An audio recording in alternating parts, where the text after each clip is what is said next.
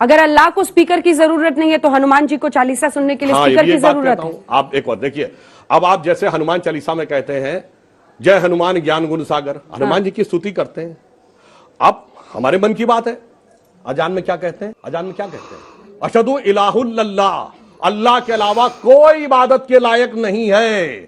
اشہدو محمد الرسول اللہ کا ارتھ یہ ہوا کہ رسول کے علاوہ، محمد صاحب کے علاوہ کوئی پیغمبر نہیں ہے. تو جینوں کے 24 تیرتھنکروں کا اپمان، سکھوں کے 10 گروؤں کا اپمان، ہندوؤں کے 10 اوتاروں کا اپمان. آپ کے من میں ہے گھر میں آپ کو پرابلم اذان سے ہے، لاؤڈ اسپیکر سے نہیں ہے. مطلب اذان سے پرابلم میں بتا رہا ہوں، لاؤڈ اسپیکر سے صحیح بات بولیے نا. پھر بتا رہا ہوں، سنیے. تو گھوم پھر کے کیوں پہنچ رہے ہیں؟ آپ کے من میں ہے کہ میرے پتا جی سب سے لائق ہے، میں اپنے گھر میں کہوں گا.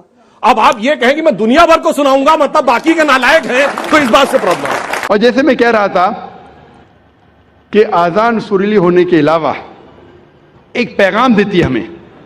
افسوس کی بات ہے کہ اکثر مسلمان آزان کی معنی جانتے ہی نہیں. تو مسلمان نہیں جانتے تو غیر مسلم کیسا جانے؟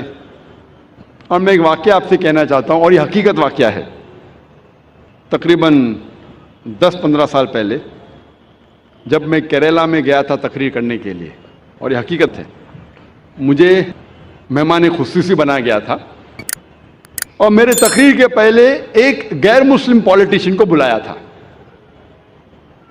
اور اپنے تقریر میں ہر پولیٹیشین جو غیر مسلم ہے کوشش کرتا ہے کہ اگر مسلم گیدرنگ دیکھتا ہے تو وہ تعریف کرے گا اسلام کی. تو یہ غیر مسلم پولیٹیشین تعریف کرتے کرتے کہنے لگا کہ ہمارے اس دیش میں جو مسلمان مغل بادشاہ اکبر اتنے مہان کام کیے، اسی لیے مسلمان روز 5 بار اللہ اکبر کر کے اکبر بادشاہ کی تعریف کرتے. آپ سمجھ رہے ہیں یہ جوک ہے؟ جوک نہیں، حقیقت ہے. اور میں خود گواہ ہوں. میں سٹیج پہ بیٹھا تھا. اچھا، میرے تقریر کے پہلے اس نے کہا، تقریر میں نے اس کی غلط فہمی کو دور کیا کہ ہم مسلمان جب اللہ اکبر بولتے ہیں تو اکبر بادشاہ کی تعریف نہیں کرتے. اکبر بادشاہ تو موجود بھی نہیں تھا اس وقت. اللہ کے رسول کے ٹائم پہ اکبر بادشاہ کہاں تھے؟ جب اللہ اکبر کہتے ہیں اس کی یہ معنی ہے کہ اللہ سب سے بڑا ہے، اللہ از دا گریٹسٹ. اسی لیے ہر مسلمان کا فرض ہے کہ کم از کم وہ آزان کی معنی کو جانے تاکہ خود کے دل پہ اثر ہو، اور ساتھ ساتھ جو لوگ کو اس کی معنی نہیں پتہ ہے، غیر مسلمانوں کو نہیں پتہ ہے، ان لوگوں کو اس کی معنی بتائے.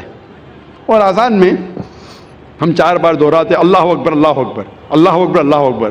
اللہ سب سے بڑا ہے، اللہ سب سے بڑا ہے، اللہ سب سے بڑا ہے، اللہ سب سے بڑا ہے. اشہد ان لا الہ الا اللہ، میں گواہی دیتا ہوں اللہ کے علاوہ کوئی معبود نہیں.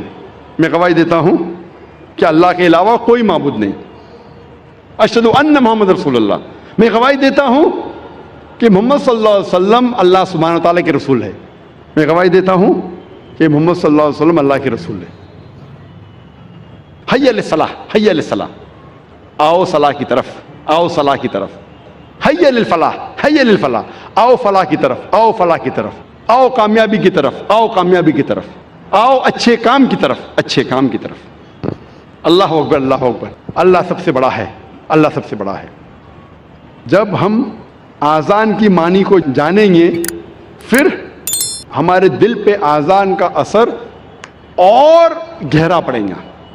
صرف عربی نہیں جاننے کے باوجود پڑھتا ہے الحمدللہ ثم الحمدللہ، لیکن اگر اس کی معنی جانے تو انشاءاللہ یہ اور گہرا اثر کرے گا آپ کے دل پر اور آپ کے دماغ پر. اللہ تعالیٰ فرماتے سورہ جمعہ میں سورہ نمبر 62 آیت نمبر 9 میں کہ جب آپ جمعہ کی اذان سنتے ہیں تو فوراً جمعہ کی نماز پڑھنے کی طرف جائیے، جماعت کی طرف جائیے. اذان صلاح جو جماعت میں ہوتی ہے اس کے پہلے دینا ضروری ہے. کان کو سریلی ہونے کے علاوہ اس کے اندر ایک پیغام بھی ہے. اذان کا میں ذکر کر رہا ہوں، جو اذان جو ہوتی ہے لوگوں کو صلاح کے لیے بلانے کے لیے. آواز سریلی ہونے کے علاوہ یہ افسوس کی بات ہے کہ بمبئی شہر میں جو مسجدوں میں اذان ہوتی ہے، افسوس کی بات ہے اکثر یہ اذان سریلی نہیں ہوتی، کان کو تکلیف زیادہ دیتی ہے، رہنمائی کے بدلے تکلیف زیادہ دیتی ہے۔ آپ اگر حرمین کی اذان سنیں گے، مکہ کی یا مدینہ کی، ماشاءاللہ آپ کا دل خوش ہو جاتا ہے، وہ اذان آپ کو رب کی یاد دلاتی ہے۔ بمبئی شہر میں جو اذان ہم سنتے ہیں تکلیف زیادہ دیتی ہے، سب اذان نہیں، اکثر ہمیں کوشش کرنا چاہیے کہ ہمارے مؤذن کو اکٹھا کر کے ان کو تربیت دینا چاہیے، پریکٹس دینا چاہیے، کس طریقے سے اذان دینی چاہیے، کیونکہ اذان کے وجہ سے جب میں انٹرویو کرتا ہوں کئی نو مسلم کو، میں کئی نو مسلم کو جانتا ہوں جو صرف اذان کی وجہ سے اسلام قبول کیے۔ میں پوچھتا ہوں اکثر نو مسلم سے، آپ کو اسلام میں سب سے زیادہ پسندیدہ چیز کیا لگی؟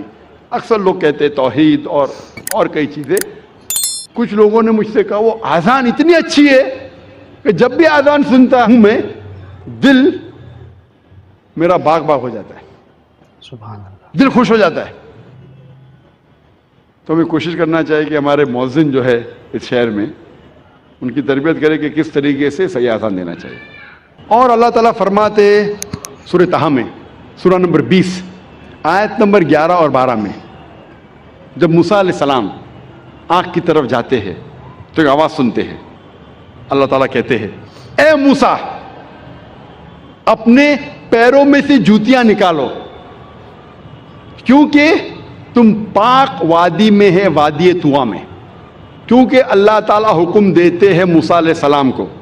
اس حکم کا ذکر ہے قرآن مجید میں، سورہ طٰہٰ میں، سورہ نمبر 20 آیت نمبر 11 اور 12 میں۔ اسی لیے ہم مسلمان صلاح کے پہلے ہمارے جوتیاں نکالتے ہیں۔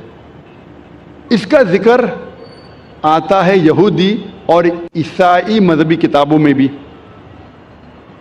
لکھا ہے بک آف ایگزڈس میں چیپٹر نمبر 3 ورس نمبر 5 میں، خدا کہتے ہیں موسیٰ علیہ السلام سے draw not nigh hither, put off thy shoes from thy feet, for the place where thou standest is holy ground. نزدیک مت آؤ، ٹھہر جاؤ، اپنے پیروں سے جوتیاں نکالو کیونکہ جس جگہ آپ کھڑے وہ پاک جگہ ہے، وادی طویٰ کی۔ اس کا ذکر دہرایا گیا ہے، یہ پیغام پھر سے دہرایا گیا ہے بک آف ایکٹس میں چیپٹر نمبر 7 ورس نمبر 33 میں، جہاں خدا کہتے ہیں موسیٰ علیہ السلام سے put off thy shoes from thy feet, for the place where thou standest is holy ground. آپ اپنے پیروں کی جوتیاں نکالو کیونکہ جس جگہ آپ کھڑے وہ پاک جگہ ہے۔ لیکن اسلام میں محمد صلی اللہ علیہ وسلم نے ہمیں اور ایک اجازت دی ہے اور کہا ہے، جس کا ذکر ہے ابو داؤد کی حدیث میں، صحیح حدیث ہے، کتاب الصلاح چیپٹر نمبر 240 حدیث نمبر 652، جہاں ذکر آتا ہے کہ محمد صلی اللہ علیہ وسلم نے کہا کہ جو یہودی کرتے ہیں اس کا الٹا کرو، do the opposite of what the Jews do. یہودی جوتے کے بنا نماز پڑھتے ہیں، مطلب اللہ کے رسول فرما رہے کہ آپ جوتیوں کے ساتھ بھی نماز پڑھو، یہودی کا الٹا کرو، اپوزٹ آف واٹ دا جوز ڈڈ۔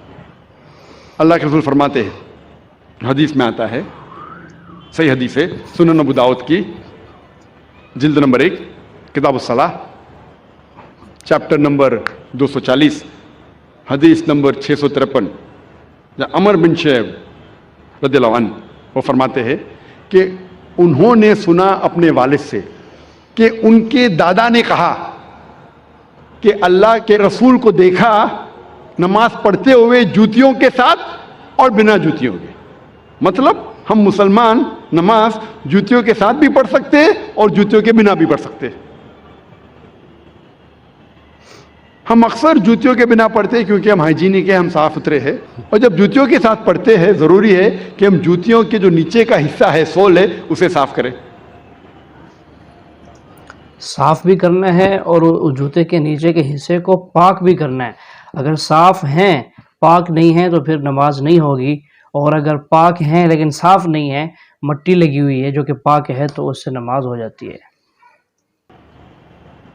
अल्लाह फरमाते हैं सूरह माइदा में सूरह नंबर 5 आयत नंबर 6 में कि जब आप अपने आप को तैयार कर रहे हैं सलाह के लिए, नमाज के लिए, तो आप अपना मुंह धो, हाथ कोनी तक धो, सिर का मसा करो और पैर ठकनों तक धो।